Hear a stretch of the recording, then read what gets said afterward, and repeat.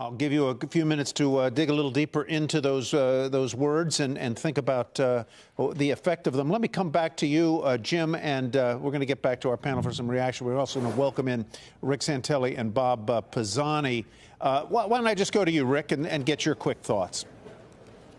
You know, there's been some volatility in the 2-year, the 5-year, the 10-year, the 30-year, and the dollar index. But net out of the volatility, we saw up yield, down yield. But we're virtually at the same spot as before Steve read the statement. We're starting to drift a little lower, and I think that speaks volumes. Interest rates have come down from some of the peak levels earlier today, but they're up on the year, very close to some of the highs. And if you go back to the last meeting in March, we're significantly higher when we were then. I think that the salient feature here is simple. We have a stagflationary environment. Growth isn't bad, okay, but it is definitely moving a bit lower. The glide path seems to be lower, and we know that there's not only sticky inflation, there's pockets of inflation that are going up. Even though we seem to read that so quickly, nobody can hardly hear. But I go back to the same old song and dance, okay? My song and dance is easy. If you look at the last 2-year, 69 billion record size, last 5 years, 70 billion record size.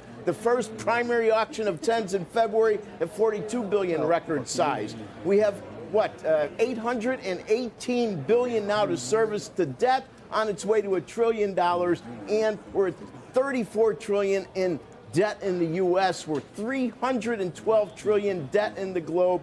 To me, the big feature here is sticky inflation is going to meet rising debt levels, and it's going to leave the government very little wherewithal to jockey around discretionary spending. And this all comes at a time where I know we're cutting back down to $25 billion on runoff, and also, like in Poltergeist, they're back. Buybacks are back. That was part of the Treasury announcement today. So we have QT ramping down, buybacks moving up, even though we're not easing. It's been voiced as a liquidity issue. I'm not sure. Liquidity issue really seems to be synonymous lately with rates going up quickly, but maybe they're going up quickly because spending's going up quickly. All right, Rick, thanks very much. We'll come back to those thoughts in just a minute. Bob Pisani, let me turn to you with the equity market reaction. Very small. S&P was down 11. Now it's only down 5. The key sentence here is in recent months, there's been a lack of further progress toward the committee's 2% inflation objective. There's the higher for longer. And the issue is, are rates sufficiently restrictive to keep bringing down inflation? That's what we're not sure of. The bond market seems to think that there might be higher rates coming. The stock market, I can tell you, is very afraid of that. Remember what happened last year when the 10-year moved towards 5% in October? The stock market fell apart. We're at 4.6. heading towards 4.7. If we go to 5, I can tell you the stock market is not positioned for a 5% 10-year yield right now. So that's a great fear. To the extent that they did not put hikes on the table or clearly indicate that, that's a positive read right now. Broader term, the debate down here is the biggest threat to stocks the fact that disinflation is not occurring fast enough, or is there a slowdown in growth? People are a little spooked by these earnings reports from McDonald's, Starbucks about a slowing consumer. My own sense is the low-end consumer is having a hard time. The higher-end consumer is not at all. So right now, I'd be much more concerned about the inflation outlook than I would be any slowing with the consumer. Guys? So, Kristen, Rick, let's slip the word. I know it was intentional, but very intentional. A word that has been in my head for some weeks now, and that is stagflation. Is that where we are right now? I think it's too soon. I think we have to go back to looking at the second half of 2023 and the data that we had. So when we see the third quarter and the fourth quarter, we had really strong GDP. We also saw disinflationary forces that were really, really strong and better than anticipated.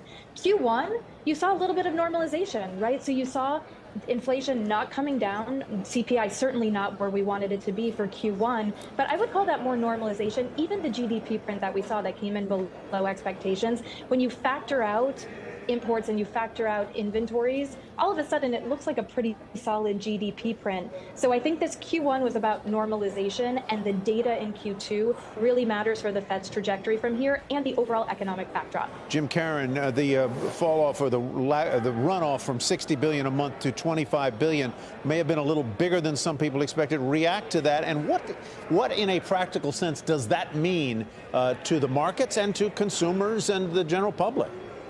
Well, look, I mean, I think Rick summed it up. There isn't much of a move in the rates market right now, and I think that's exactly what we should be focusing on.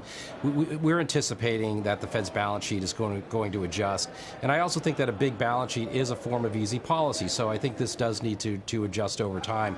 But Tyler, let me go back to what I said before, which is that this is really about resetting the clock for the Fed. When do they start to get confidence that they can actually start to cut rates? And this is the debate that's in the market at this point. So the debate is whether or not they, if you go by market pricing, is the first cut in December, where many forecasters still think July.